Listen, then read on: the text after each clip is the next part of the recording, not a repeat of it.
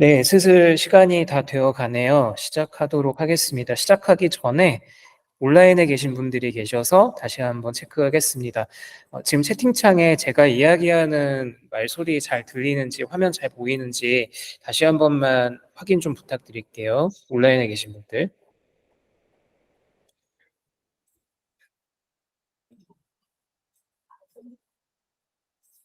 네, 손 들어주셨군요. 좋습니다. 네, 그러면 시작하도록 하겠습니다. 예, 안녕하세요. 저는 닷넷대부에서 커뮤니티 활동을 하고 있고 또 운영진 활동 같이 겸하고 있는 남정현이라고 합니다. 만나서 반갑습니다. 근데 시작하기 전에 좀 사과 말씀부터 드리고 시작을 하고 싶습니다. 원래 장소가 좀 테이블이라든가 이런 것도 넉넉하고 지금 막 급조해가지고 멀티탭이랑 이런 것들을 좀 급하게 구해왔는데 그래서 준비가 좀 많이 미흡하게 된 것 같아가지고 다시 한번 죄송하고요. 다음 달 행사 때는 이제 여기 계속 사용할지 아니면 어떨지 이제 모객 상황이라던가 이런 것들을 보면서 좀 더 기민하게 대응해가지고 좀 더 쾌적하게 예, 강의 들으실 수 있게끔 그렇게 좀 준비를 해보도록 하겠습니다. 네, 그래서 오늘 다뤄볼 내용은요. 정규 표현식 기초 배워보기라고 했는데 사실 뭐 정규 표현식이 구구절절 어떻다 이런 얘기를 하려고 하는 건 아니고 네, 이 월간 단넷이라고 하는 것은 전적으로 이제 실용적인 내용들 위주로 좀 내용을 구성을 해볼 거예요. 그래서 정규 표현식의 최소한의 기본에 대해서만 말씀을 드리고 주로 예제나 실제 사용법 위주로 오늘 말씀을 드리려고 하고 1시간 정도 진행을 한 다음에 뒤에 1시간 정도는 이제 여기 계신 분들과 이제 모각코 형식으로 해가지고 각자 이제 본인이 코딩 연습이라던가 이런 걸 자유롭게 해보시거나 아니면 아까 시작하기 전에 저하고 이렇게 질문 답변 하셨던 것처럼 이제 저한테 궁금하셨던 점 뭐 여러 가지 그냥 스몰 챗으로 좀 이야기를 해볼 수 있는 그런 시간으로 1시간 정도 구성해 보려고 합니다. 네. 그래서 앞에 이제 질문 주셨던 게 STRE가 뭐예요? 라고 질문을 주셨던 분들이 계셨는데 이건 뭐냐면 그 정규 표현식을 쓸 때 system.text.regular expression이라고 하는 네임스페이스를 갖다가 줄여서 이렇게 써놓은 거다라고 보시면 되고요.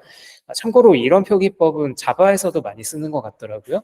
자바 스프링 로그 보면은 이제 이런 식으로 패키지 이름이 기니까 앞글자만 따가지고 이제 뭐 이런 식으로 로그에다 쓰는 게 있어서 그 표현을 빌려서 저도 한번 써봤습니다. 재밌는 표현 같아서요. 네, 그래서 일단 시작하기 전에 정규 표현식 쓴다 그러면은 다들 어떻게 하시나요? 되게 좀 많이 어려워들 하실 텐데 오죽하면 정규 표현식이 하도 쓰기가 어려우니까 이런 짤도 있더라고요. 그냥 노트북 켜고 에디터 열어놓은 다음에 고양이 떨어 그냥 랜덤으로 자판치기 하는 게 훨씬 낫겠다 이런 소리가 나올 정도로 되게 복잡하고 까다롭다 어렵다 이런 얘기들 많이 하시는데 네, 사실 쉽지 않은 것 같아요. 근데 정규 표현식이 왜 그렇게 어려운가 생각을 해보면 정규 표현식이라고 하는 거가 이제 어떤 기호들의 집합이기도 하고 이게 우리가 통상 보는 프로그래밍 언어들 마냥 이제 키워드나 어떤 문법적인 체계를 갖추고 있다기보다 일종의 표현식이거든요. 수식에 가깝다 보니까 이거 수식이를 어떻게 써야 되는지 이해하는 어떤 방법이라던가 사전 지식이 없으면 보기 어려울 수밖에 없는 것 같아요. 그래서 이제 이렇게 배우기 어려운 정규 표현식임에도 불구하고 이걸 배워서 실제로 어떻게 써먹을 수 있는지에 대해서 오늘 좀 구체적으로 보여드리고 할 거고요. 오늘 강의에서 굳이 다루려고 하지 않는 것은 정규 표현식에 뭐 백슬래시 W, 백슬래시 S 뭐 이런 기호들이 어떻게 있다라고 하는 거를 구구절절히 말씀드리지 않을 겁니다. 대신 이따가 1시간 뒤에 여러분께서 다양한 레퍼런스들을 자료를 참조를 하셔가지고 아, 이 기호가 이런 의미였구나라는 거를 직접 학습해 보시는 걸 추천을 드릴게요. 이런 건 직접 테스트 해 보시는 게 더 낫거든요. 네, 그러면 정규 표현식을 왜 써야 되는가에 대해서 좀 생각을 해볼게요. 전화번호 검사를 하는 로직을 만든다고 가정을 해볼게요. 뭐부터 해야 될까요?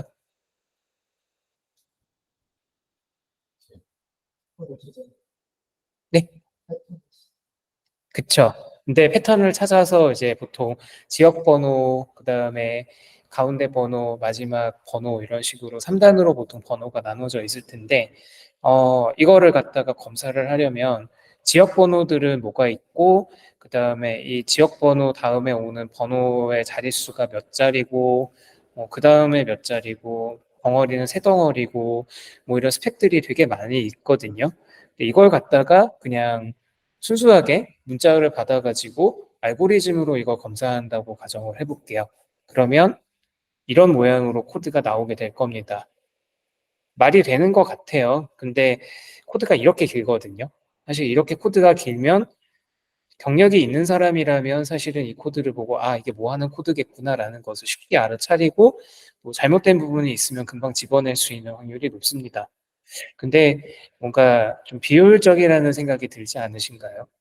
네, 이런 부분을 정규 표현식이면 딸랑 세네 줄이면 다 처리를 할 수가 있어요. 어떻게 처리할 수 있냐면 이렇게 하면 됩니다. 굉장히 획기적으로 줄어들죠. 그래서 앞에 지역 번호가 뭐 070, 뭐 02031 이런 애들이 이제 있을 수 있고 이렇게 다 요 중에 하나가 돼야 된다라는 것을 암시를 하고 있고 그 다음에 숫자가 세 자리 혹은 네 자리가 있을 수 있다라는 것을 여기다가 기재를 했고 마지막은 보통 네 자리다라고 얘기를 하고 있습니다. 이 한 줄의 식이 요만큼의 내용을 커버를 하는 거예요. 그래서 이와 같이 어떤 형식을 검증하거나 이제 문자열의 입력에 맞는지 틀리는지를 확인하는 용도로 정규 표현식을 쓰면 이렇게 단순 이제 코드를 양을 대폭 획기적으로 줄일 수가 있기 때문에 많은 부분에서 정규 표현식을 쓰면 큰 이점을 얻을 수 있다. 코드 유지 보수에 있어서 정규 표현식을 잘 안다라는 이제 전제 조건 하에 이런 이점을 충분히 누릴 수가 있기 때문에 이게 중요하다, 많이 써야 된다라고 얘기들을 하는 거죠. 네, 계속. 예, 그래서 지금 이제 이렇게 코드를 썼는데 이 코드가 어떤 의미인지 한번 좀 분석을 해볼게요. 우선 정규 표현식이라고 하는 거는 네, 요렇게 한 덩어리가 정규 표현식인데 시작하기 전에 앞에 이렇게 골뱅이 이제 따옴표라고 따로 프리픽스를 붙이고 시작을 했거든요. 앞에 골뱅이가 붙은 이유가 뭘 것 같으세요? 한번 맞춰보시죠.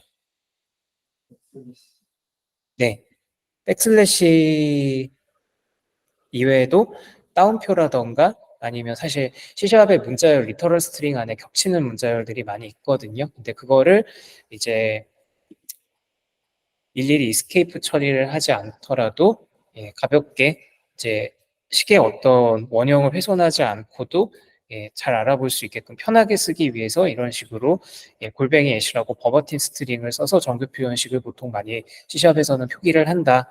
이렇게 보시면 될 것 같아요. 이게 안 돼 있으면 지금 이렇게 백슬래시 D 같은 부분은 원래는 어떻게 써야 되냐면 백슬래시 두 번 하고 D를 써줘야 되거든요. 이렇게 되면 정규 표현식을 알아보기가 한층 더 어려워지기 때문에 그런 불필요한 이스케이프를 지향을 하기 위해서 이렇게 버바틴 스트링으로 쓰는 것을 권한다라고 보시면 될 것 같아요.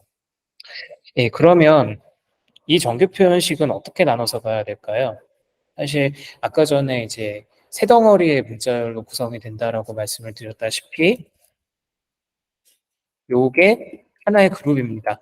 그리고 요 다음에 오는 백슬래시 D 다음에 요 브래킷까지가 또 한 덩어리고 마지막으로 요게 한 덩어리고 이제 정규 표현식을 볼 때 전화번호부로 검사하는 정규 표현식이라면 이렇게 세 덩어리로 식을 나누어서 볼 수 있다고 보시면 될 것 같아요. 그래서 이렇게 세 덩어리로 돼 있고 제일 앞에 이 꺽쇠 표시랑 제일 뒤에 있는 달러 표시 같은 경우는 이게 붙으면 이 전체 표현식이 반드시 시작하자마자 식이 매칭이 되어야 된다라는 것을 의미를 하고요. 달러가 제일 끝에 붙는다는 것은 이 패턴을 가진 내용으로 문자열이 끝나야 된다라는 것을 강제하는 거예요. 그리고 이게 둘 다 붙는다는 얘기는 문자열의 앞뒤로 다른 문자열이 붙어 있으면 안 되고 오로지 전화번호 이 패턴에 맞는 문자열만이 있어야 된다. 여기에 맞지 않는 입력이 들어오게 되면 그건 다 무시하고 넘어가겠다라는 의미예요. 이렇게 해두었을 때 장점은 전화번호 이외에 다른 데이터가 들어오는 것을 막을 수가 있고요. 반대로 만약에 웹페이지 상에 들어가는 어떤 문자열 같은 거를 검출해낼 때에는 반대로 이런 지시자가 없는 게 좋겠죠. 없고 그냥 전체 문자열에서 이제 이렇게 생긴 이제 어, 전화번호처럼 생긴 문자열들을 한꺼번에 이제 스크래핑을 해오는 게 좋을 텐데, 네. 그래서 그런 식으로 정규 표현식을 상황에 따라서 알맞게 변형을 해가면서 사용을 할 수 있다고 보시면 될 것 같아요. 네. 그래서 방금 설명드렸던 내용을 좀 더 풀어서 말씀드리면, 그러니까 그게 세 파트라고 말씀을 드렸는데, 네, 이렇게 지역번호 파트가 있고, 여기서 지역번호 파트에서 요 안에 들어가는 문자열은 특별한 의미가 있는 건 아니고 정말 이렇게 생긴 문자열을 찾아달라는 얘기예요. 그래서 070, 02, 031, 뭐 지역번호 이렇게 돼 있는 거를 이렇게 파이프 기호로 쓰게 되면은 이제 5어 연산이거든요. 그래서 070으로 돼 있거나 02로 돼 있거나 뭐 이런 문자열들이 적어도 여기 있는 것 중에 하나가 매칭이 되면은 이 그룹에 매칭이 되는 거다라고 지금 지시를 하고 있는 겁니다. 그 다음에 백슬래시 D는 아라비아 숫자를 말해요. 0부터 9까지의 아라비아 숫자인데 여기 보시면 중괄호로 이렇게 표기가 되어 있는 걸 보실 수가 있습니다. 이 중괄호는 무슨 뜻이냐면 어, 개수를 나타내는 거예요. 그래서 중괄호에 다른 표현 없이 이렇게 숫자 몇 이렇게 들어가 있으면 앞에 오는 식 여기서는 백슬래시 D 숫자로만 얘기를 했죠. 숫자가 네 자리인 것만 일치를 하고 나머지는 다 불일치한다라는 뜻으로 여기서 사용을 한 거고요. 만약에 이렇게 콤마로 쓰게 되면은 앞에 오는 거는 최소 몇 글자, 뒤에 오는 건 최대 몇 글자입니다. 그래서 중간에 오는 번호는 세 글자, 네 글자인 걸로 지금 매칭을 시키려고 이렇게 쓰셨다고 보시면 돼요. 그리고 이제 아까 중간에 이렇게 대시 기호라고 쓰여져 있는 부분이 있는데 이 대시는 사실 쓰이는 곳에 따라서는 이제 범위를 지정하는 오퍼레이터로도 쓰일 수 있는데 다른 내용 없이 이렇게만 쓰여 있다 그러면은 오퍼레이터가 아니고 그냥 일반 문자로 취급이 돼서 그냥 대시 문자로 되어 있는 대시로 구분되어 있는 전화번호만을 갖겠다라는 의미로 지금 여기서 쓰인 거다라고 보시면 될 것 같아요. 그러면 이 식이 정말 잘 작동하는지를 한번 보고 싶잖아요. 이렇게만 써 있으면 사실은 알 수가 없고. 그러면 어떻게 할 수 있냐? 정말 다양한 방법이 있지만 사실 정규 표현식 하나 테스트하자고 비주얼 스튜디오 열고 프로젝트 열어서 코딩하고 이러는 거 별로잖아요, 솔직히. 그래서 저는 이런 경우에 자주 쓰는 방법이 regexlib.com이라는 곳이 있습니다. 여기 들어가셔서 regx 테스터라고 하는 게 있고요. 여기 보면은 기본적으로 여기는 단넷 엔진을 가지고서 그 정규 표현식을 확인하도록 이렇게 시스템이 구성이 되어 있습니다. 만약에 웹에서 쓸 거다 그러면은 자바스크립트 엔진을 쓰실 수도 있고요. 클라이언트 사이드 엔진 이거 쓰셔가지고 해도 되고 뭐 실버라이트는 안 쓰니까 무시하고요. 단넷 엔진 가지고 하면 되고 옵션은 특별히 건드릴 건 없습니다. 그 다음에 여기 보면은 소스에다가 내가 테스트하고 싶은 문자열, 데이터 문자열을 갖다가 넣어주시면 되고 레귤러 익스프레션에다가 우리가 지금 완성했던 이 식을 넣어볼 거예요. 그럼 그대로 넣어보겠습니다.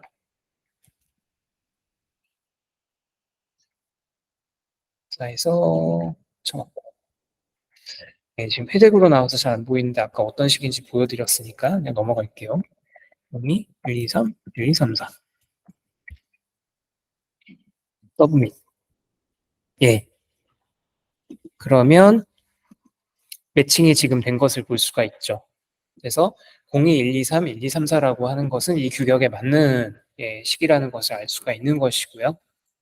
또 다른 것도 넣어볼게요. 아까 070 이런 것도 있었으니까 070 이번에는 뭐 1235에 3333 이라고 넣어보면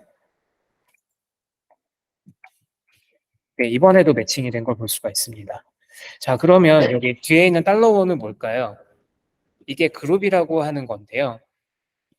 이렇게 괄호가 쳐져 있는 부분이 하나의 그룹입니다. 이 그룹이 지금은 하나밖에 표시가 안 되는데 왜냐하면 얘네들은 그룹이라고 인식되지는 않아요. 그냥 이렇게 생긴 문자를 찾아달라라는 것에서 끝난 것이고 얘네들도 만약에 그룹으로 묶고 싶다라고 하면은 바로만 쳐주면 그룹으로 인식이 됩니다. 네, 보시다시피 $1, $1, $3 이렇게 돼 있죠. 이렇게 돼 있으면은 나중에 정규 표현식에서 보면은 매치라고 하는 인스턴스가 반환이 되거든요. 이 매치라고 하는 인스턴스가 보면은 여러 개로 매치 안에 그룹이라고 하는 인스턴스가 있는데 지금 여기 보면 1, 2, 3이라고 돼 있고 실제로 나중에 표현식을 평가했을 때도 그 그룹 배열이 세 개가 데이터가 반환이 되는 형태로 구성이 돼 있어요. 그래서 이걸 가지고서 이 식의 첫 번째 그룹은 지역 번호였고 두 번째 그룹은 국번이었고 세 번째가 번호인데 이걸 각각에 대해서 내가 데이터를 따로 추출해서 보고 싶다라고 할 때 이 식을 갖다가 분석을 해놓고 매칭을 해놓고 또 이게 맞냐 틀리냐 뭐 나누기를 어떻게 해야 되냐 이렇게 고민할 필요 없이 그룹으로만 묶어두기만 하면은 손쉽게 원래 문자열이 어떤 문자열이었는지를 바로 캐치를 해서 데이터로 써먹을 수가 있다. 그래서 그룹은 그렇게 사용하는 거다라고 보시면 될 것 같아요. 조금 수정을 해두겠습니다. 여기서도 네, 이렇게 수정을 했고 음, 여기도 수정을 할게요.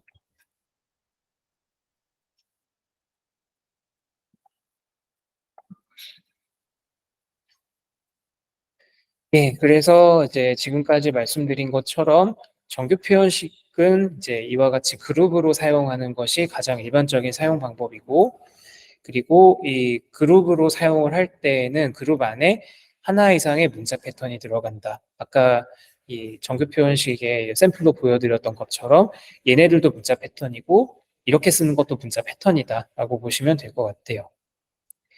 그래서 이제 이러한 어떤 기본적인 사용법만 숙지를 하면은 사실 그 다음은 응용과 확장의 연속이거든요. 식을 이제 얼마나 복잡하게 쓰는가랑 상관없이 사실은 이제 이러한 패턴들을 조합을 해서 이제 복잡한 형태의 어떤 문자열이 들어온다고 할지라도 한 방에 이제 매칭이 되는지 아닌지를 빠르게 이제 판단을 해서 걸러낼 수 있기 때문에 그래서 정규 표현식을 잘 사용하면 많은 부분에 있어서 이를 줄일 수가 있다. 코드를 불필요하게 길게 쓰지 않고 얼마든지 줄여서 쓸 수 있다라고 보시면 될 것 같아요.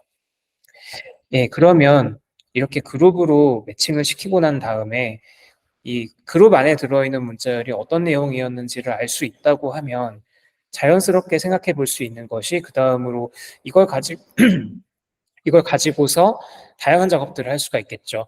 이제 가장 기본이 되는 건 매칭이고 그 다음에 매칭된 부분을 가지고서 내가 특정한 부분만 다른 문자열로 대체하거나 치환을 하는 걸 생각을 해볼 수가 있겠죠. 예를 들어서 저 부분에서 내가 그 9번에 해당되는 것만 마스킹 처리를 하고 싶다라고 할 때에는 저 부분에 들어간 매칭 결과가 있을 때 저것만 찾아가지고 별별별이라고 표시를 해서 이제 어떤 난독화 처리 혹은 개인정보보호법에 따라서 문자열을 그 치환을 하는 작업을 하려고 할 수도 있겠고요.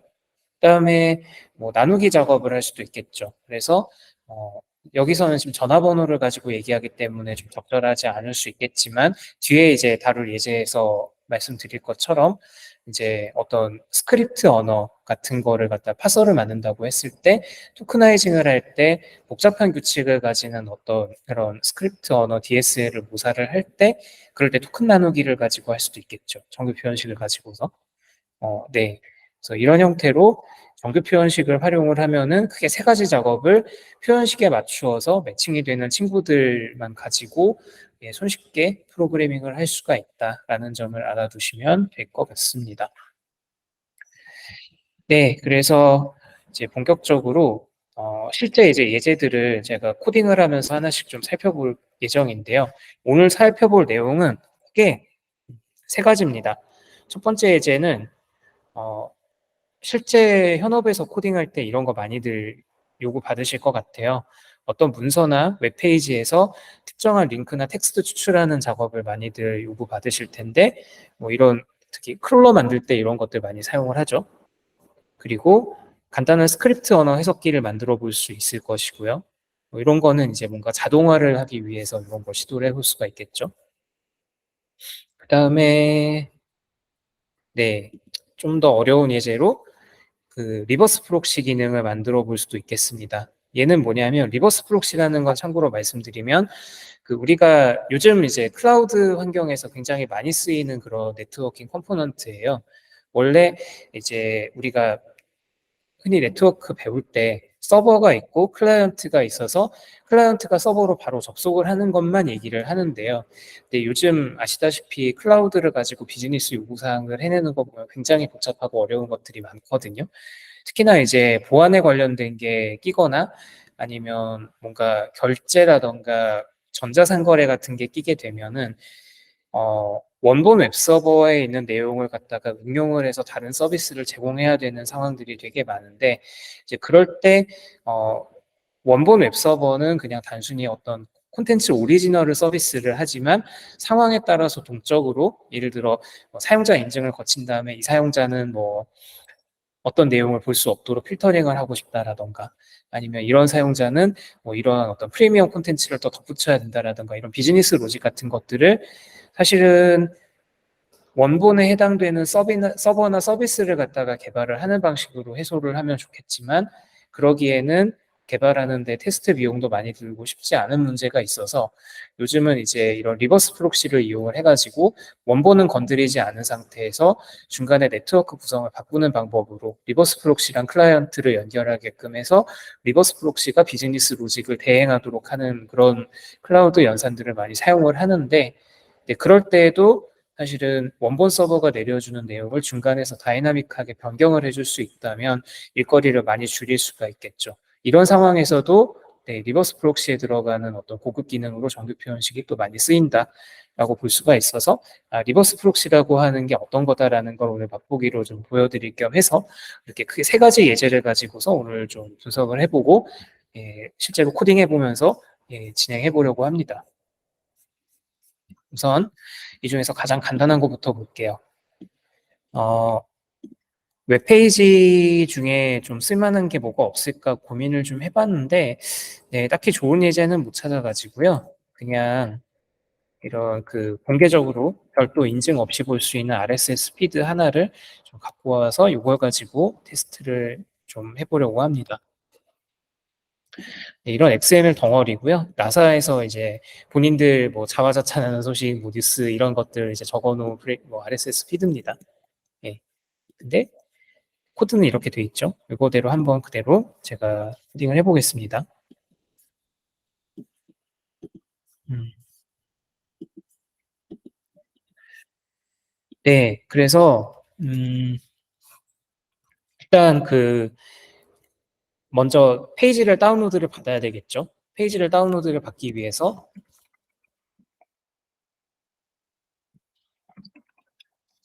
우리가 HTTP 클라이언트라고 하는 걸로 요즘 반넷에서는 보통 웹 요청을 많이 보냅니다. 예전에는 웹 클라이언트라고 하는 걸 많이 썼거든요. 얘하고 무슨 차이일까요?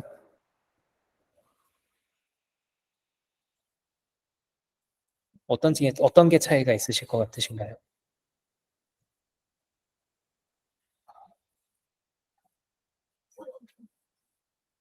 네, 둘 다 웹을 다뤄요. 차이점이 어떤 게 있을까요? 이 두 클래스 사이에.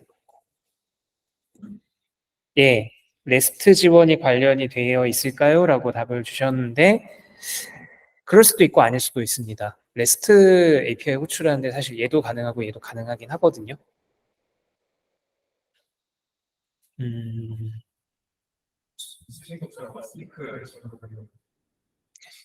사실 어싱크는 확장하면 둘 다 지원을 하긴 합니다. 좀 더 큰 차이점이 있기는 해요. 음, 통신 방법도 사실은 크게 차이가 없고, 그러면 이렇게 말씀드려 볼게요. 이 웹 클라이언트라고 하는 거는,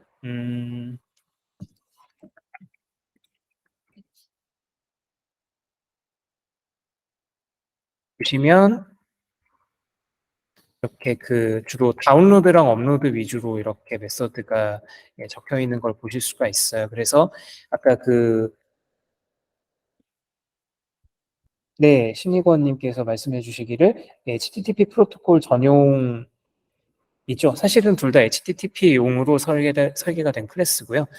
예, 그래서 이제 기존의 웹 클라이언트 같은 경우는 이제 지금 보시는 것처럼 그 용도가 정해져 있습니다. 그래서 주로 다운로드, 업로드 혹은 뭐 어떤 스트림을 직접 읽기 위해서 스트림 핸들을 연다던가 이렇게 사실 웹으로서의 기능보다는 주로 입출력 기능으로 이게 설계가 되어 있었고요. 그러다 보니까 이제 과거에는 웹에서 뭔가 파일을 업로드하거나 다운로드하는 용도로 많이 사용이 되어 왔었기 때문에 네, 이렇게 좀 용도가 한정이 되어 있는 메서드들 중심으로 이제 코드가 이제 작성이 가능했었는데 그에 비해서 HTTP 클라이언트 같은 경우는 자세히 안 보셨을 수는 있는데요. 네, get, patch, post, put 이런 건 당연한 얘기인데 여기 보시면 send async라고 하는 게 있습니다. send async를 보게 되면은 중요한 게 하나 있는데 HTTP 리퀘스트 메시지라고 하는 리퀘스트를 담을 수 있는 메시지 객체를 만들 수가 있어요. 그래서 이게 가장 큰 차이점입니다. 그러니까 웹 클라이언트는 단순히 다운로드 할 거다, 업로드 할 거다, 오픈 뭐 스트림 할 거다 여기서 끝나는 반면에 얘는 이제 웹 프로토콜 자체를 이제 메시지를 어떻게 보낼 건지를 미리 설계를 할 수 있다라는 점이 큰 차이점이 있습니다. 그리고 또 한 가지 차이점은 이제 웹 클라이언트는 단넷 프레임워크 정말 초창기 때부터 존재를 했었던 친구고 HTTP 클라이언트는 나중에 들어간 친구입니다. 예. 그래서 저는 그래서 이제 최신 버전의 이제 웹 클라이언트를 사용을 할 거고요. 자, 그러면 여기서 우리는 뭐 복잡하게 스트림을 받거나 이럴 게 아니고 그냥 문자열을 받고 싶은 거거든요. 어차피 정규 표현식을 다룰 거기 때문에. 그래서 getString async라고 하는 게 그냥 처음부터 나와 있어서 여기서 그냥 주소를 이렇게 붙여 넣고 데이터를 받을 겁니다. 그리고 여기 보시면 asynch라고 돼 있기 때문에 얘를 그냥 실행을 하게 되면 결과를 끝날 때까지 통지받지 않고 그냥 휙 지나갈 거예요. 그걸 막기 위해서 await이라고 하는 키워드를 붙여줘서 결과를 받을 때까지 잠깐 대기라고 기다리게 할 겁니다. 네, 그 다음에 이렇게 컨텐츠가 잘 받아졌는지 이게 이제 데이터가 정말 잘 들어왔는지 한번 확인을 해보는 게 좋겠죠. 참고로 저는 링크패드를 가지고 이걸 설명을 하기 때문에 내용 확인을 하기 위해서 이렇게 덤프라는 메서드를 원래 스트링에는 없는 익스텐션 메서드거든요. 링크패드 전용 메서드인데 이제 여러분들께서 이제 단넷 그 프로젝트 가지고 확인하실 때는 콘솔.라이트라인 우리의 훌륭한 동반자죠. 이 친구를 써가지고 결과를 뽑아보시면 되겠습니다. 아니면 디버거로 걸어보셔도 되고요. 네, 이 코드가 잘 작동하는지 좀 볼게요. 네, 잘 나오네요. 웹에서 잘 받아온 걸 알 수가 있고. 자, 그러면 이걸 지우고, 자, 이제, 식을 만들어 볼 거예요.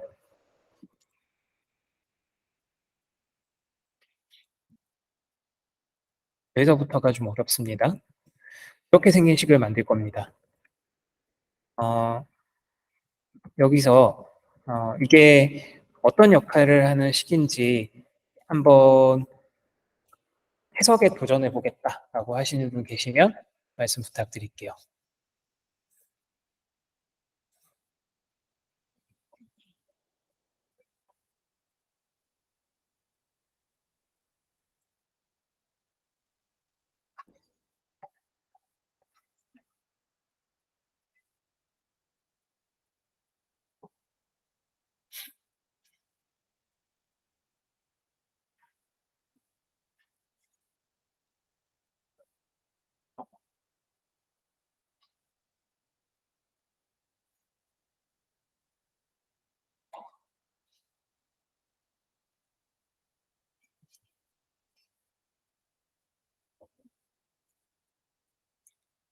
혹시 전혀 모르겠다 싶으신가요? 네, 좋습니다. 그러면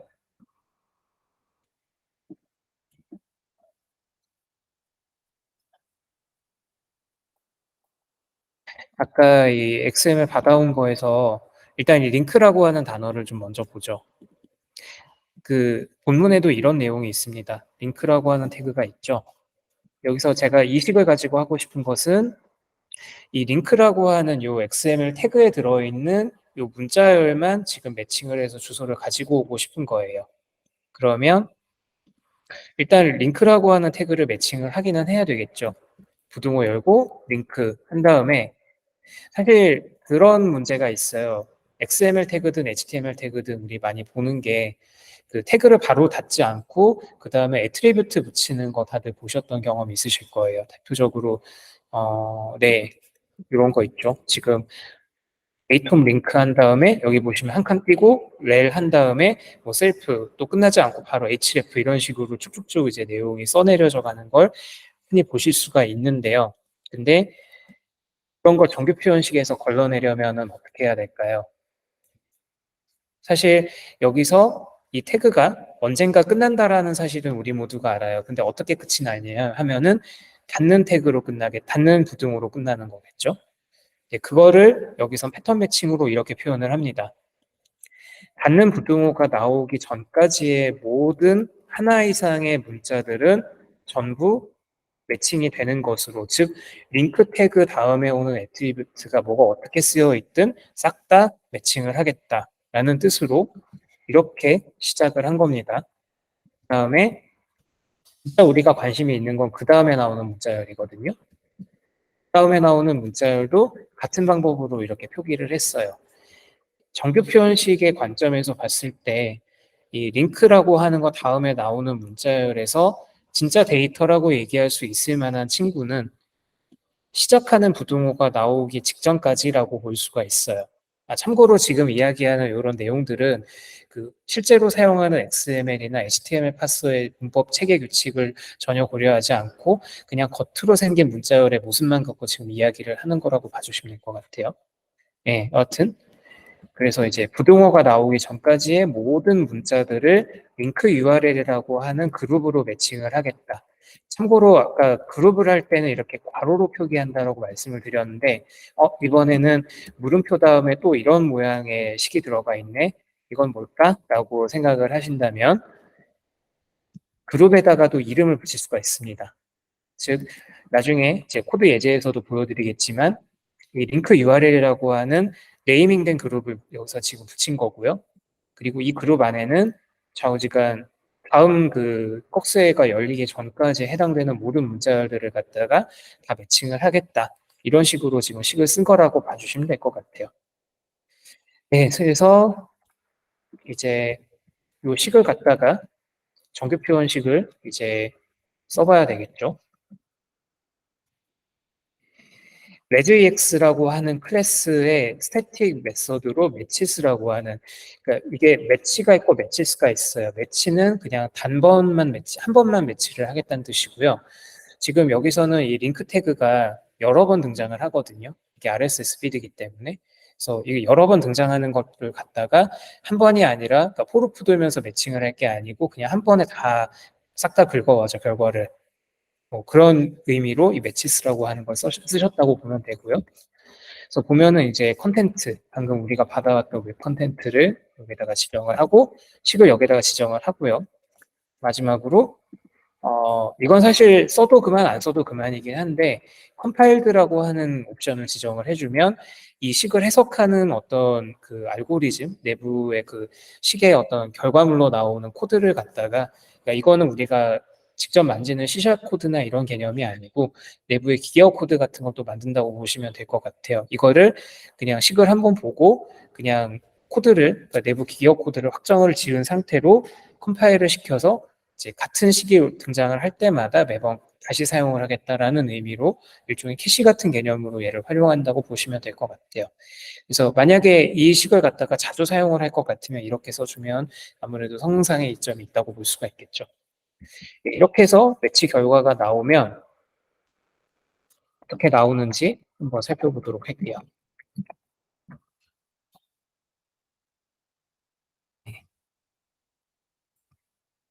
보시면 아까 전에 식에서 쓴 것과 비슷한 형태로 결과물이 나오는 걸 보실 수가 있는데요.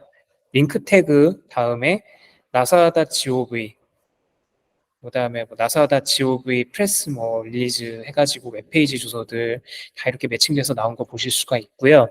근데 여기서 중요한 거는 그룹 매칭을 안 쓰게 되면은 사실 그냥 식을 이렇게 써놓게 되면은 링크 태그가 매번 같이 딸려서 나오게 되거든요. 이러면 매칭을 하긴 했지만 우리가 후처리 작업을 또 굳이 새로 해줘야 된다라는 문제가 있는데 그렇게 하지 않고 이제 그룹이라는 걸 이용을 해서 아까 저희가 이름을 붙여놨잖아요.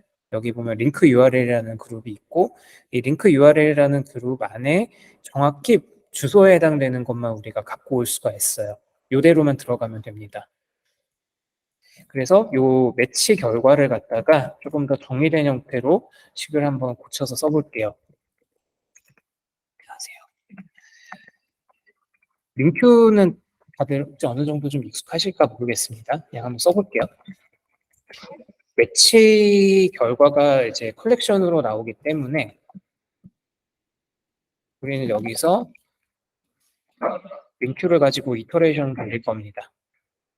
그리고 지금 이게 X가 매치고요. 매치의 그룹스에 보시면 파라미터가 두 가지가 있어요. 하나는 그룹 넘버. 아까 우리가 그룹 이름을 안 붙였을 때 regexlib.com에서 보셨던 것과 같이 1, 2, 3 이런 식으로 번호가 부여된 것을 보실 수가 있고요. 그렇지 않으면 우리가 방금 이름을 붙였죠. 링크 URL이라고 하는 걸로 이제 그룹 매칭을 할 겁니다. 이것에 값을 가지고 올 거다라고 지금 하는 거고요. 그다음에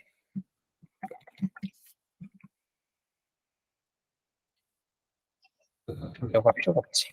네, 이거에 목록을 가지고 와라. 라고 하면은 보시는 것처럼 이제 웹페이지 상에 있었던 주소만 이렇게 쭉 한꺼번에 갖고 오는 것을 보실 수가 있죠. 네, 그러면 여기서 질문을 아마 하나 하실 수도 있는데요. 뭐냐면, 이렇게 주소로 나올 것 같으면 그냥 주소에 해당되는 것만 필터링해서 봐도 되지 않을까라고 질문을 하실 수도 있어요. 그래서 그렇게 하셔도 됩니다. 다만 그렇게 했을 때 문제는 얘가 링크 태그에 속해 있었는지 어느 태그에 속해 있었는지를 또 알 수 없는 문제가 있겠죠. 그냥 무조건 웹 주소에 해당되는 걸 다 갖고 오게 되기 때문에.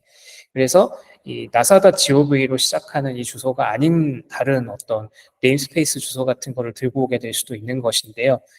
다시 말하면 정규 표현식은 요구사항에 맞게끔 어떻게 설계하느냐에 따라서 얼마든지 자유롭게 활용하고 또 상황에 맞게 프로그래밍 하실 수가 있는 부분이기 때문에 정규 표현식을 쓸 때 이렇게 그 어떤 콘텐츠의 주변 패턴이라든가 특성을 이용을 해서 세밀하게 프로그래밍 하시는 것도 방법이고 그냥 데이터에 집중을 해서 특정한 문자열의 패턴만을 바로 가지고 오도록 프로그래밍 하는 것도 방법이다 라고 보시면 될 것 같아요.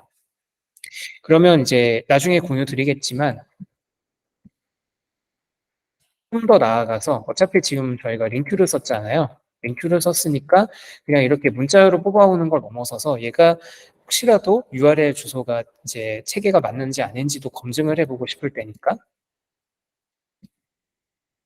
URI의 try create 함수를 써가지고 파싱을 돌려보는데 상대 주소는 빼고 그냥 그 absolute 어드레스, 그러니까 앞에 HTTP로 시작하는 풀 어드레스로 시작하는 그런 친구들만 내가 갖고 오고 싶다라고 하면은 이렇게 셀렉트해서 구체적으로 이제 파싱을 시도를 하고요. try create에서 결과가 만약에 제대로 안 나온다, 실패한다 그러면은 널 값을 반환하도록 할 거거든요. 그래서 만약에 분석에 실패한 친구들이 있다 그러면 그런 것들은 이렇게 필터링을 하고 실제로 만들어진 URL들만 가지고 오도록 프로그래밍 할 수도 있겠죠. 그러면 이제 이런 식으로 나타나게 될 겁니다. 스트링의 배열이 아니고 URI의 배열로 데이터를 가지고 올 수가 있기 때문에 좀 더 효율적으로 한 방에 URL 분석까지 마칠 수 있는 그런 형태로 코딩을 하실 수가 있는 거죠. 네, 일단 여기까지. 지금 간단한 예제이긴 했지만 설명드릴 내용이 많아서 이렇게 쭉 진행을 해봤는데요. 궁금한 점 혹시 있으실까요?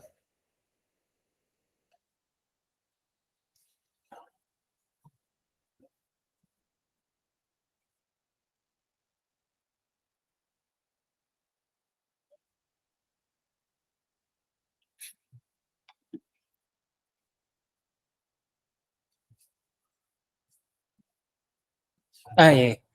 예.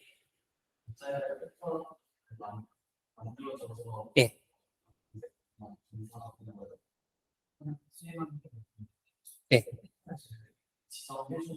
예.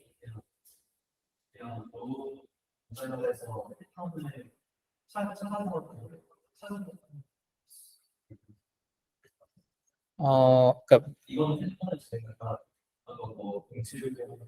네, 네, 예, 네. 아, 네, 네.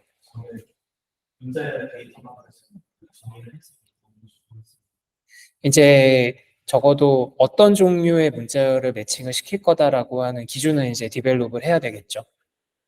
예. 그래서 예를 들어서 지금 이 XML 문서 같은 경우는 링크 태그에 있는 문자열들만 내가 다 들고 오고 싶어라고 하는 기준을 가지고 지금 식을 프로그래밍 한 거고요.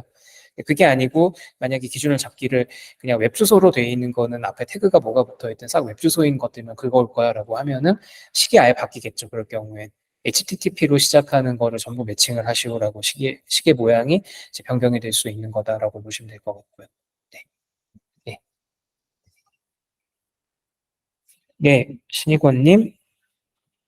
별표는 반복 여부를 표현한다고 하는데 그러면 링크하고 꺽쇠 괄호 닫기까지는 반복 여부를 확인하는 것인가요? 예, 정확하게는 이 에스터리스크는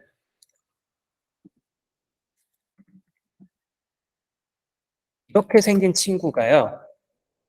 전혀 없을 수도 있다고 가정을 하는 겁니다. 그렇기 때문에 아까 전에 링크하고 여기서는 사실 뒤에 아무것도 없이 바로 꺽쇠로 닫았는데도 불구하고 매칭이 된 거거든요.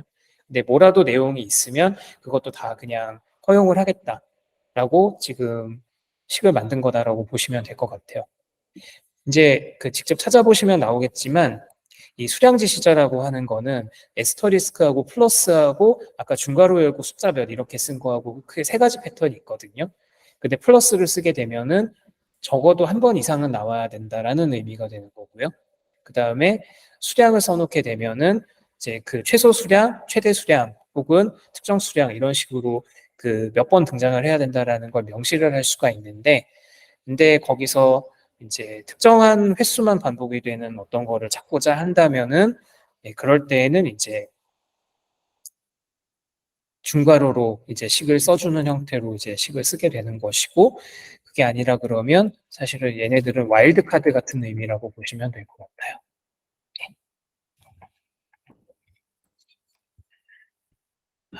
네, 좋습니다. 그러면 예, 중간에 질문 있으시면 또 이어서 받도록 하도록 할게요. 다음 예제로 좀 넘어가 보겠습니다. 좀 더 어려운 예제로 넘어가 볼 텐데요. 네. 음, 어셈블리어 배우신 적 있으시다 그러면 많이 익숙하신 내용일 텐데, 네. 이렇게 생긴 그런 간이 DSL, 도메인 랭귀지를 갖다가 가상의 도메인 랭귀지를 하나 만들었다고 가정을 해볼게요.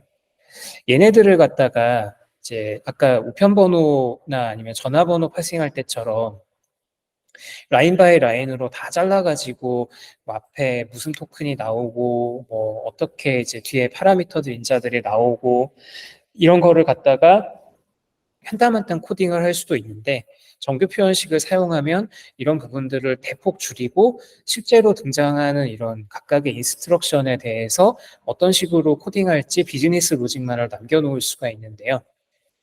실제로 한 번씩 프로그래밍 해보겠습니다. 정말 이제 그렇게 줄일 수가 있는지.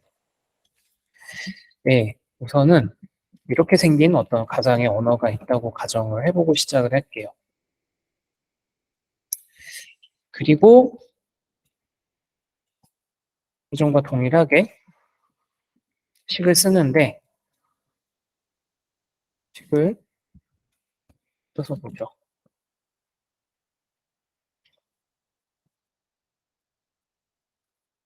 네, 좀 보기 편하시라고 나눠서 썼고요. 이번에도 단순합니다. 그래서 인스트럭션이라고 하는 그룹을 지정을 해서 여기에는 백슬래시 s가 뭘까요? 한번 맞춰봐 주시겠어요? 네, 근데 단순히 공백 문자만 포함되진 않습니다.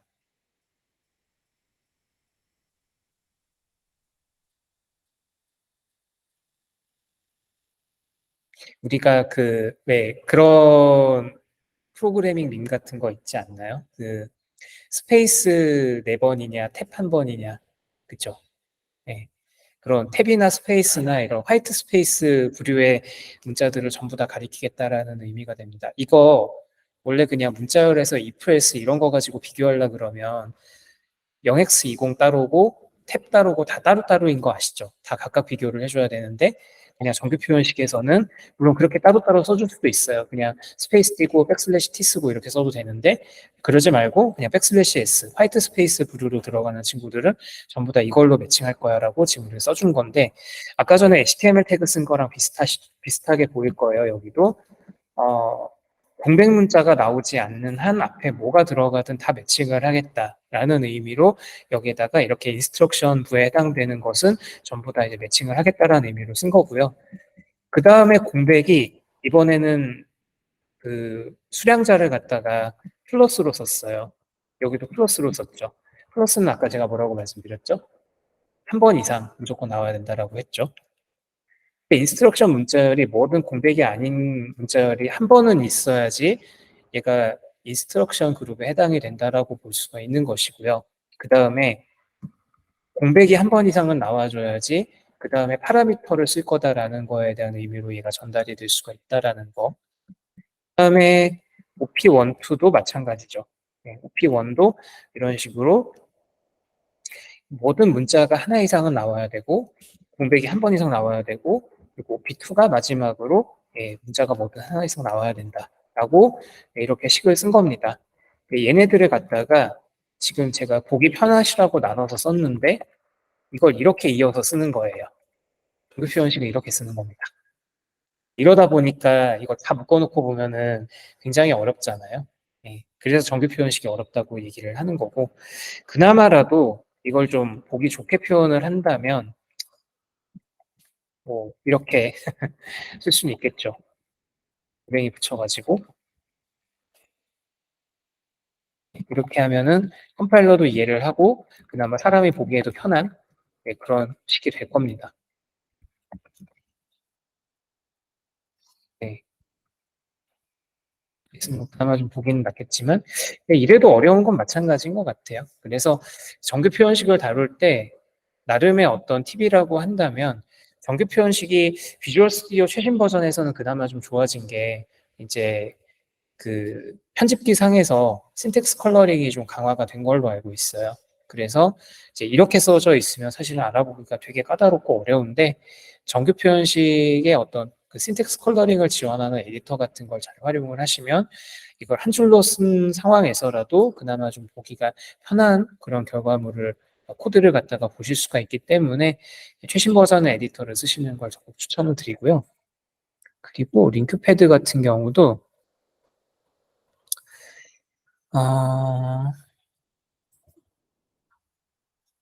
디버그 아마 여기서도 정규 표현식에 대한 게 뭔가 있었던 걸로 기억을 하는데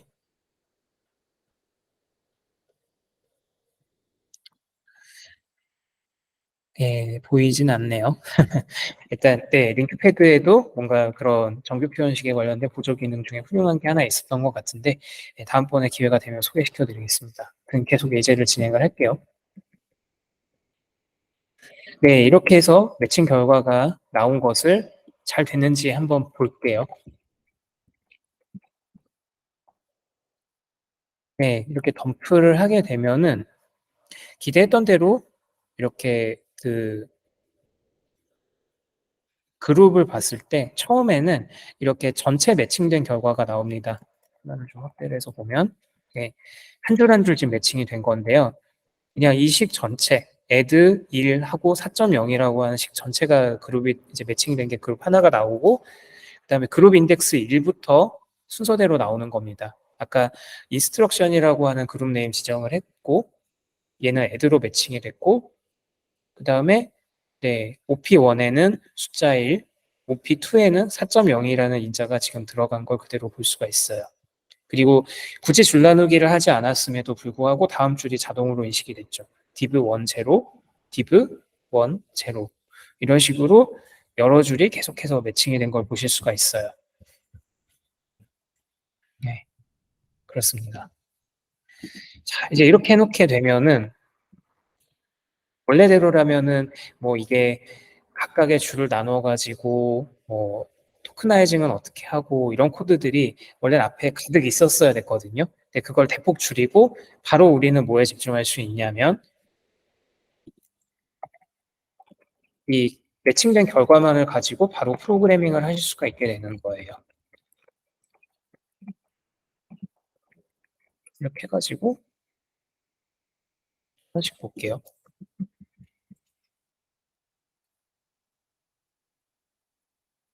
현재 줄에서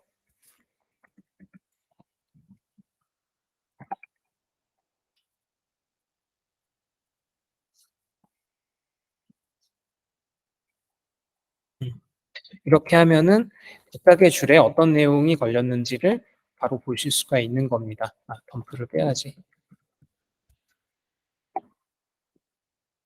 네. 그래서 add 4.0 그다음에 뭐 div 1.0 이런 식으로 썼던 내용들이 그냥 포르프로 간단하게 돌려보는 것만으로 바로 조회가 가능한 상태가 되고요.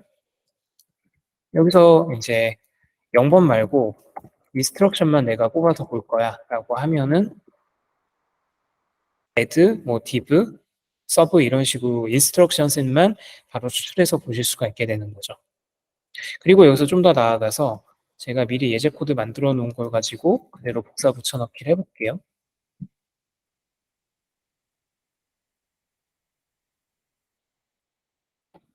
네. 그러면 특별한 건 없어요. 그다음에 이제 아까 크게 세 덩어리의 어떤 그 오퍼레이터로 구성이 되어 항으로 구성이 되어 있는 식을 갖다가 지금 분석을 하려고 한 거기 때문에 보시면 이 그룹의 밸류라고 하는 게 실제로 매칭이 된 문자열만 지금 가지고 오겠다라는 뜻으로 한 거죠.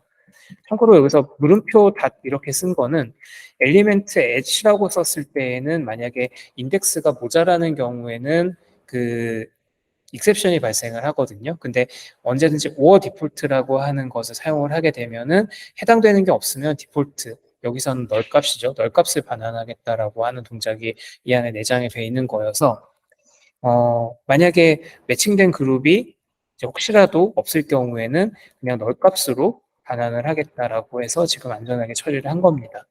여기서는 이제 타입 유출을 했기 때문에 원래 식에서 스트링을 반환할 것으로 이제 기대를 했기 때문에 혹여나 이제 스트링 값이 없다라고 하면은 그러니까 이 인덱스에 해당되는 매칭 결과가 없다고 하면 스트링의 널 값으로 잡히기 때문에 여기서 굳이 스트링이라고 써주지 않더라도 타입 유출가 일어나서 자동으로 다가 스트링이다라고 하는 것을 인식을 한 것을 보실 수가 있고요. 그러면 이제 할 수 있는 일은 인스트럭션마다 조건부로 이렇게 걸어줄 수가 있겠죠. 그래서 add라고 하는 오퍼레이터 인스트럭션이 왔으면 그 다음에 오는 첫 번째 아규먼트, 두 번째 아규먼트를 이용을 해서 계산을 한 다음에 계산값을 보여주겠다. 그리고 뭔가 문제가 있으면 지금 이게 라인 바이 라인으로 탐색을 하는 거기 때문에 몇 번째 라인에 어떤 인스트럭션에 문제가 있습니다라고 하는 에러 메시지까지 친절하게 표시를 해줄 수가 있는 거죠. 그 뒤로 나머지도 동일합니다. 네, 그리고 이제 div 같은 경우는 나누기, div나 모드 같은 경우에 나누기인데 0으로 나누는 거 안 되잖아요. 물론 실수 영역에서는 좀 다른 얘기가 되겠지만 좌우지간 여기서는 0으로 나누는 걸 안 된다고 할 거기 때문에 예, 실수형으로 분석을 한 결과가 만약에 두 번째 아규먼트가 0이다라고 하면은 이제 에러를 낼 수 있게끔 뒤처리까지 이제 코드 상으로 구현을 해 놓은 것이죠.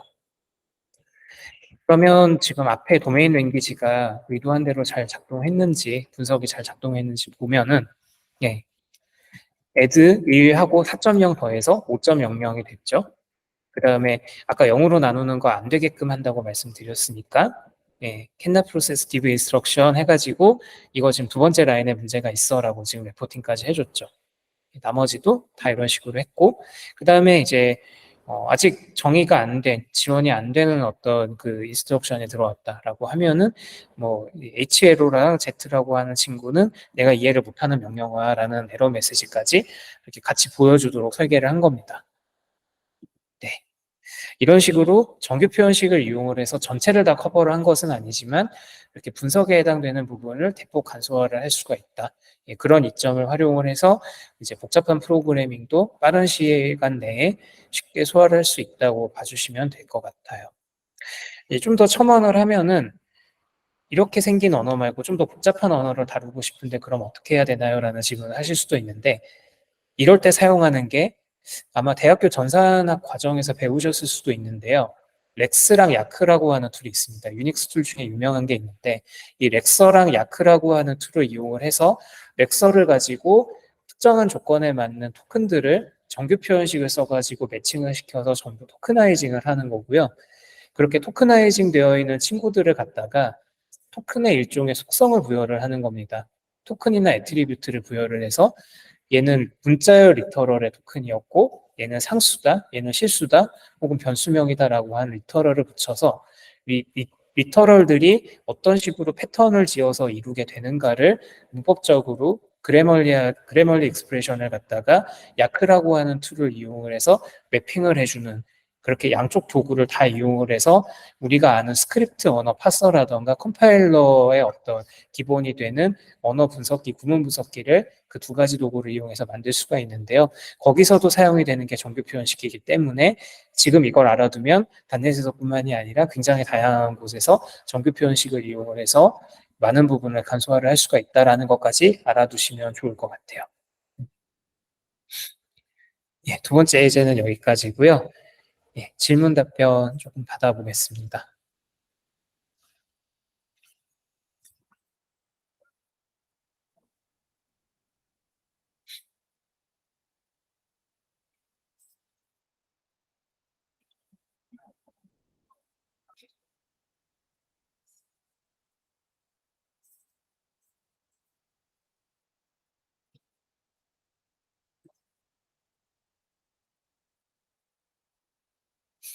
내용이 너무 어려웠나요? 예, 예, 예, 네, 네, 예, 네. 동적으로 얼마나 동적인 걸 말씀하시는 걸까요? 예를 들어 사용자 입력에 따라서 정규 표현식이 달라진다던가. 예, 예, 예,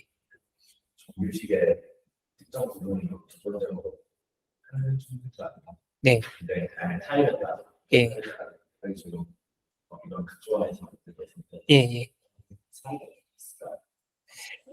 음, 드물지 않을까요? 예, 네.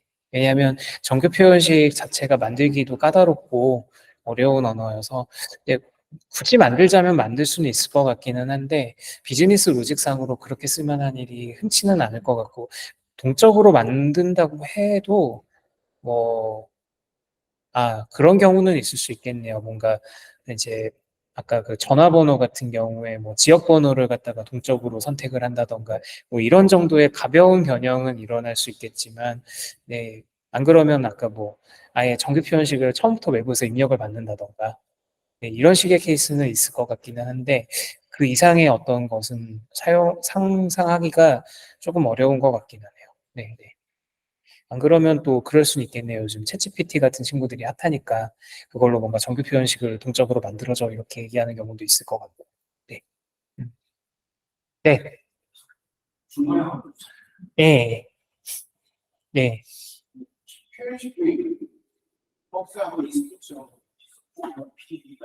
네. 네.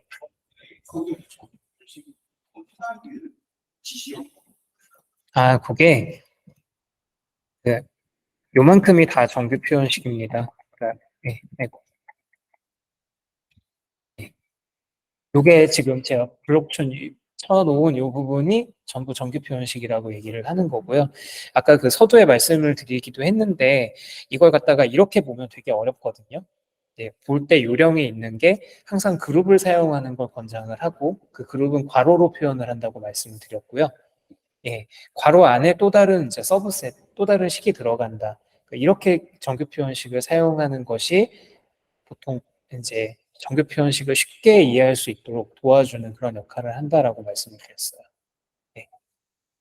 이렇게 쓰는 게 있고, 그렇지 않고 단순히 이제 패턴으로 쓸 수도 있겠죠. 예를 들어서 뭐 간단하게 숫자 같은 거 내가 매칭시킬 거다 그러면은 뭐 이제 직접 찾아보시면 나오겠지만 그 사각괄호 열고 0에서부터 9까지 숫자 괄호 닫고 이렇게 쓰면은 그냥 숫자만 매칭을 하게끔 하는 표현식으로 쓸 수도 있는 것이고, 근데 그렇게 되면 괄호를 안 쓰면 그냥 그 식 전체가 하나의 그룹이 되거든요. 그럴 경우에는 식 전체가 그룹이 되기 때문에 그런 경우에는 이제 그냥 그룹으로 조회를 해봤었을 때 그냥 그룹 0번이 식 전체의 결과물로 나오게 되는 형태가 되는 거죠. 네. 네. 그쵸, 그쵸. 저 인스트럭션, OP 이런 게 저 물음표하고 꺽쇠하고 이름 쓰고 괄호 닫고 이 부분을 빼게 되면은 그냥 괄호만 쓰게 되면은 그냥 번호로 부여가 돼요. 1번, 2번, 3번 그룹. 근데 그렇게 하는 것보다 이렇게 이름을 붙여놓게 되면 조금 더 관리하기가 좋아서 지금 여기서 이름을 쓴 거예요. 네. 제가 생각할 때 정규 표현식의 꽃은 아마 이 지점이 아닌가라고 저는 생각을 해요. 네. 그냥 식을 쓰는 것보다도.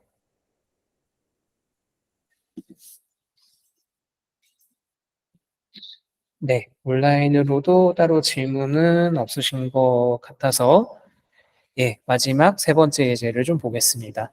이거 보고 나면은 아마 거진 1시간 다 될 것 같아요. 네, 좀 더 어려운 예제입니다. 여기서부터는 정규 표현식만 썼다고 볼 수는 없고요. 네, 진짜로 웹서버 하나를 지금 만들려고 한 건데, 우선 시작하기 전에 얘가 뭐 하는 친구인지 로직부터 좀 설명하고 넘어갈게요.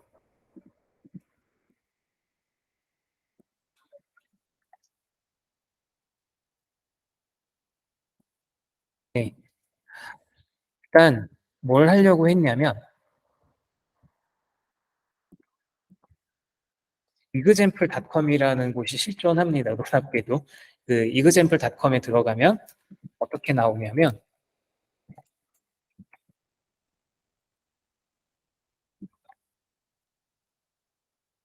그냥 이렇게 나와요. 그래서 이거는 왜 이런 사이트를 만들어 놨냐 하면은 그냥 뭐 간단해요. 인터넷에 연결 잘 되나 뭐 ISP 같은 데서 막 이렇게 연결 잘 됐습니다라고 알려주는 것도 있긴 하는데 그거보다 훨씬 더 이제 범용적으로 사용할 수 있는 확인용 사이트 같은 거라고 보시면 되고요.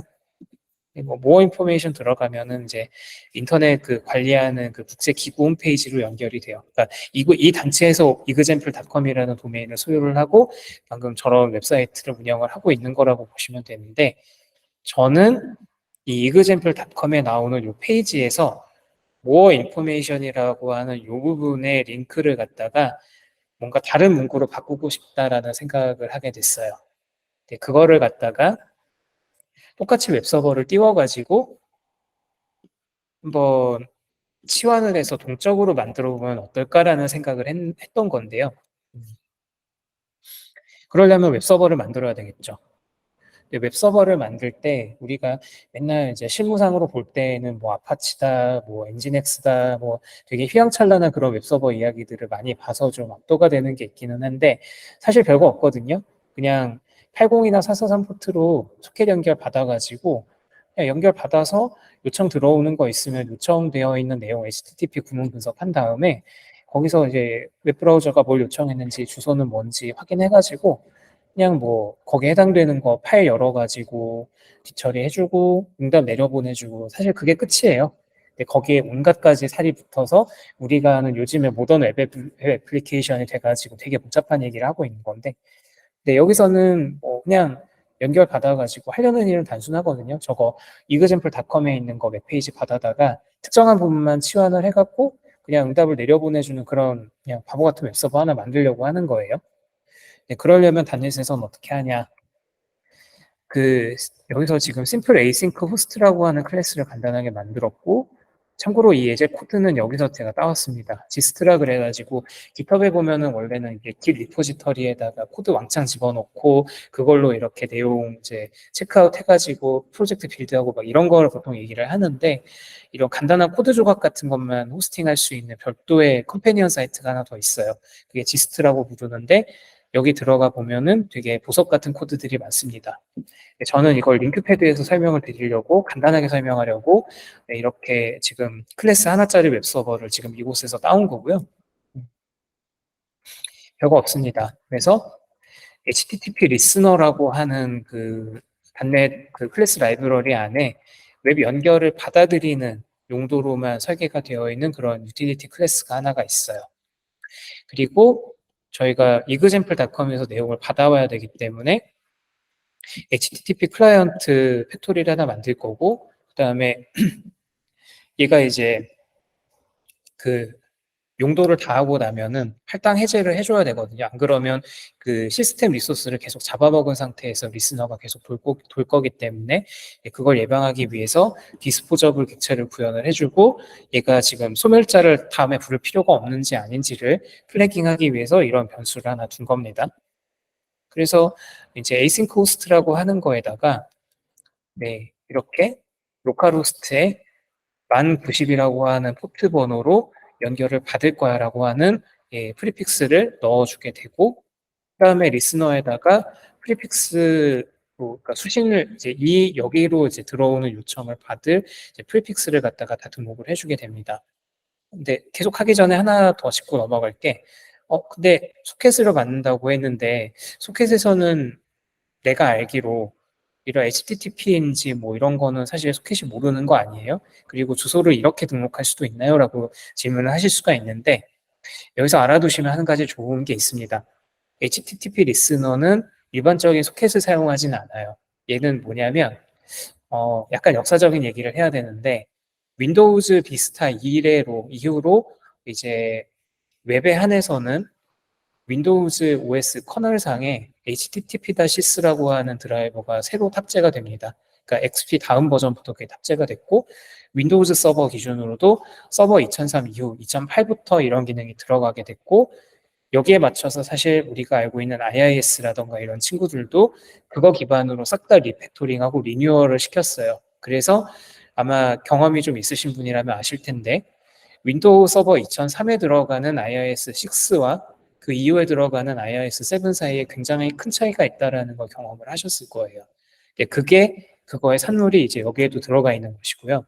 그래서 윈도우 XP 시절에는 HTTP 리스너를 써보면 소켓으로 이거를 연결을 받기 때문에 기능이 굉장히 제약이 많이 돼 있는데 근데 윈도우 비스타 이후로 우리는 지금 다들 윈도우 11, 10 이런 거 사용하니까 당연히 이제 HTTP 리스너를 쓸 때 윈도우 커널에 있는 HTTP-sys 드라이버를 가지고서 소통을 하는 겁니다.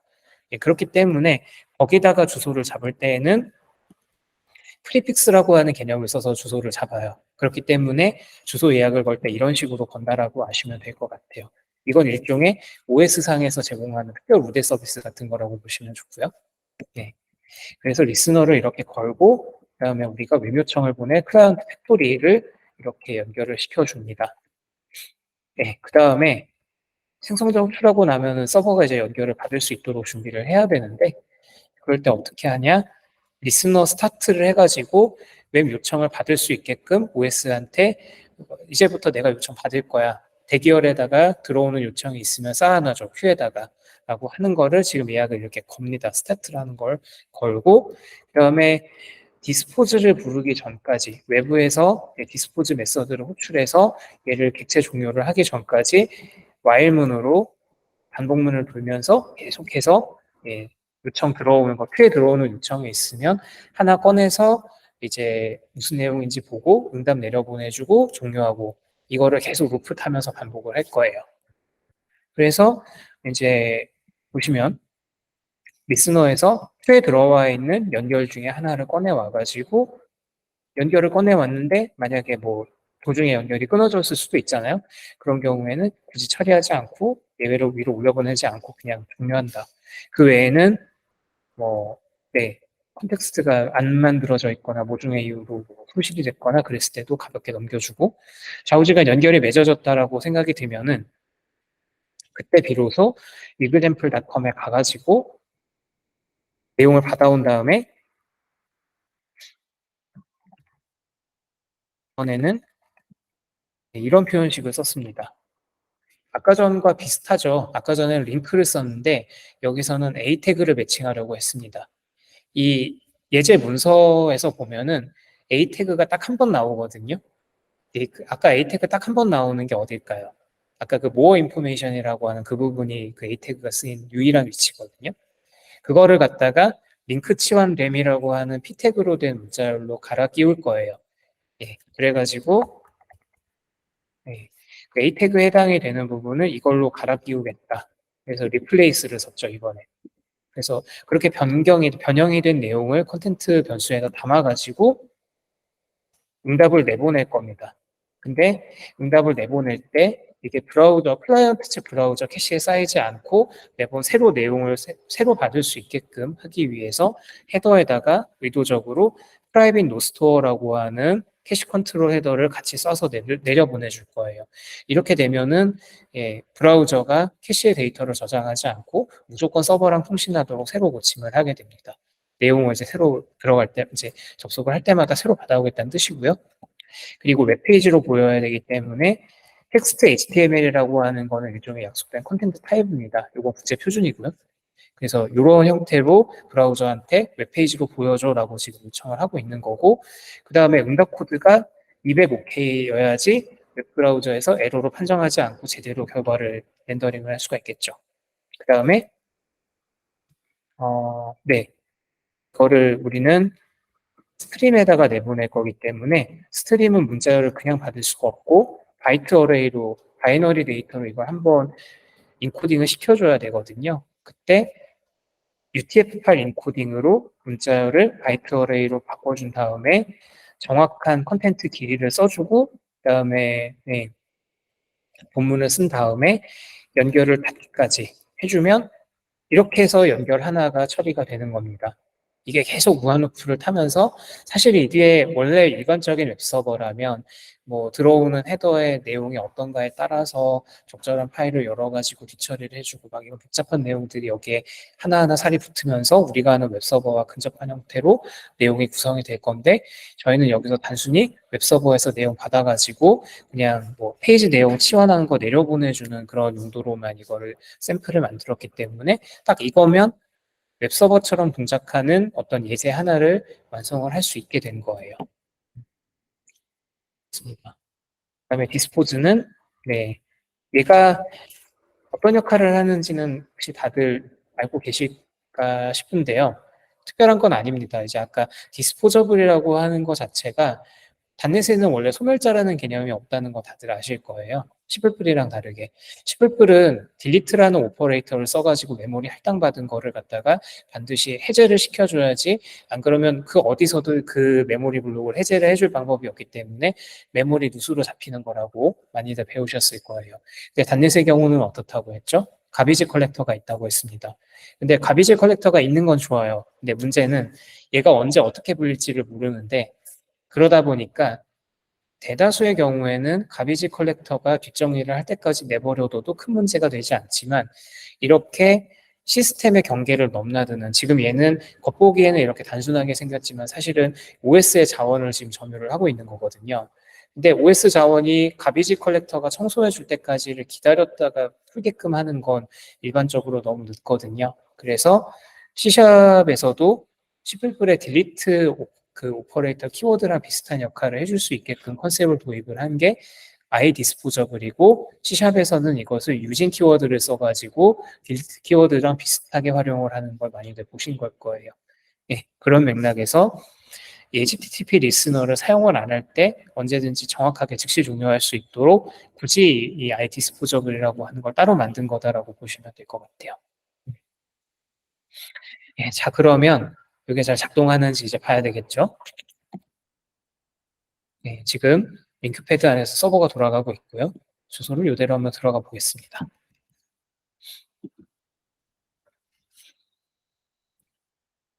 네, 어떤가요? 이렇게 치환이 잘 됐죠? 네. 이런 식으로 정규 표현식 하나를 이용을 해서 굉장히 많고 복잡하고 다양한 작업들을 손쉽게 소화를 해낼 수가 있다라고 보시면 될 것 같아요. 네.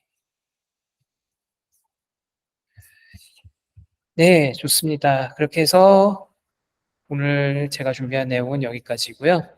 마무리로 방금까지 보셨던 것처럼 정규 표현식을 이용을 하시게 되면 문자에 관련된 처리 작업이라던가 이런 것들을 막 몇십 줄의 긴 알고리즘 코드로 작성할 필요 없이 간단하게 처리를 할 수가 있기 때문에 정규 표현식을 하나 배우기만 하면은 나중에 어떤 요구사항이 갑자기 물밀듯이 들어온다고 할지라도 적어도 문자열에 관해서는 어렵지 않고 스무스하게 요구사항을 대응할 수도 있을 뿐만이 아니라 굉장히 쉽게 쉽게 일을 처리를 할 수가 있다라는 장점이 있는데요. 근데 뒤집어서 말하면 정규 표현식을 모르는 어떤 팀에서 일을 한다. 혹은 정규 표현식을 알려주기 어려운 환경에 있다 그러면 반대로 쓰기가 어려울 수가 있어요. 그래서 이런 부분들은 이제 오늘 이 내용을 접하신 여러분들께서 팀으로 돌아가셨을 때 저는 개인적으로 이 분야에서 정말 오랫동안 커리어를 만들어 나가실 의향이 있다면 정규 표현식 정도는 기본 소양으로 갖고 계시는 거 저는 정말 추천을 드립니다. 정규 표현식을 알고 있으면 프로그래밍 할 때도 잘 쓸 수 있지만요. 우리가 비주얼 스튜디오에도 찾기 바꾸기 할 때 정규 표현식 쓸 수 있다는 거 보셨을 거예요.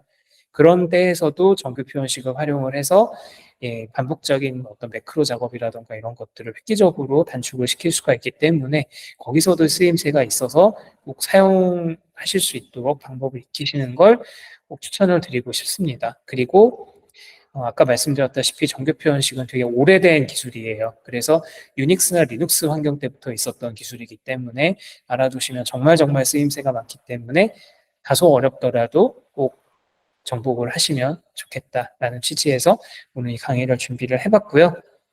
예, 제가 준비한 내용은 여기까지입니다. 감사합니다.